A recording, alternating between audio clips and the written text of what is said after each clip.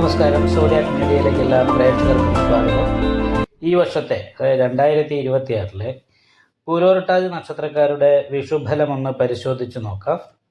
മീനശനി മിഥുന വ്യാഴം 1201 ആണ്ട് മേടമാസം 1 തീയതി ഉദയാദി 5:47 വിനാഴിക്ക് ചതയം നക്ഷത്രവും കൃഷ്ണപക്ഷ ദ്വാദശി തിഥിയും പന്നി കർണവും ശുഭ്രനാമ നിത്യ ചന്ദ്രാക യോഗവും കൂടിയ ദിവസം കുംഭക്കൂറിൽ എടവ ലഗ്നത്തിലാണ്, ജലഭൂതോദയത്തിലാണ് ഈ വർഷത്തെ വിഷു സംക്രമം വരുന്നത്.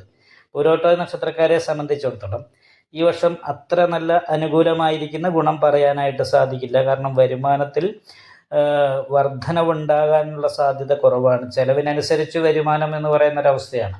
അതായത് 10 രൂപ കയ്യിൽ കിട്ടിയാൽ 10 രൂപ ചെലവ് എന്ന് പറയുന്നൊരവസ്ഥയാണ് കാണുന്നത്. അത് മാത്രമല്ല അതിശൂലമാണ്.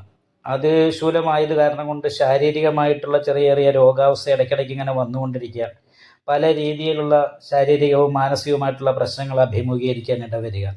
അതേപോലെ തന്നെ സാമ്പത്തികമായിരിക്കുന്ന കുറച്ച് പ്രതിസന്ധികളിലൂടെ കടന്നു പോകാൻ ഇടവരിക.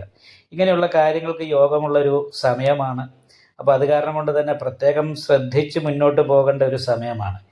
അനാവശ്യമായി പണം ചെലവഴിക്കാതെ ഇരിക്കുക. അത്യാവശ്യം ഒരു 1-2 മാസത്തിനുള്ള പൈസ നമ്മൾ ഏത് സമയത്തും കരുതി വയ്ക്കുക.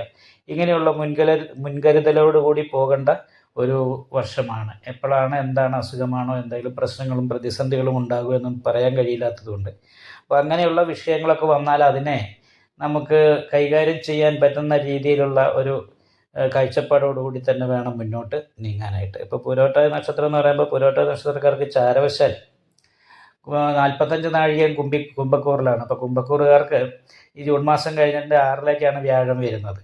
അപ്പോൾ 6ാം വ്യാഴം എന്ന് പറയുമ്പോൾ തന്നെ ഷഷ്ടേ മഹാബലി ബന്ധനം.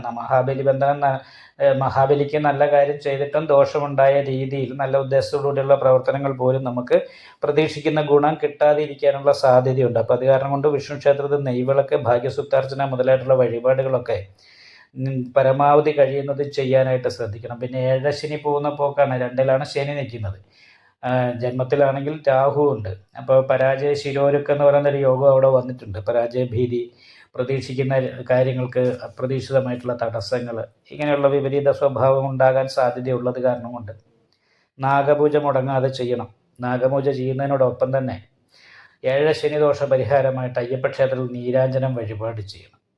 അപ്പോൾ അങ്ങനെ നല്ല പ്രാർത്ഥന ഉണ്ടാകുക, വഴിപാടുകൾ ഉണ്ടാകുക, ക്ഷേത്ര ദർശനം ഉണ്ടാകുക, ഇങ്ങനെ ഉള്ള കാര്യങ്ങളും ശ്രദ്ധയും ഉണ്ടെങ്കിൽ വലിയ തടസ്സമില്ലാതെ ഈ വർഷം മുന്നോട്ട് പോകാനായിട്ട് ഈ വിഷുഫലപ്രകാരം പൂരോരുട്ടാതി നക്ഷത്രക്കാർക്ക് സാധിക്കുന്നതാണ്. വീഡിയോ ഇഷ്ടപ്പെട്ടാൽ ലൈക്ക് ചെയ്യുക, നിങ്ങളുടെ അഭിപ്രായങ്ങൾ കമൻറ്റ് ചെയ്യാം. ജ്യോതിഷവുമായി ബന്ധപ്പെട്ട കൂടുതൽ കാര്യങ്ങൾ അറിയാൻ ഈ ചാനൽ സബ്സ്ക്രൈബ് ചെയ്യുക. ഞങ്ങളുടെ ഓൺലൈൻ കൺസൾട്ടൻസി നമ്പർ താഴെ ഡിസ്ക്രിപ്ഷൻ ബോക്സിൽ കൊടുത്തിട്ടുണ്ട്. ആവശ്യമുള്ളവർക്ക് കോൺടാക്റ്റ് ചെയ്യാവുന്നതാണ്.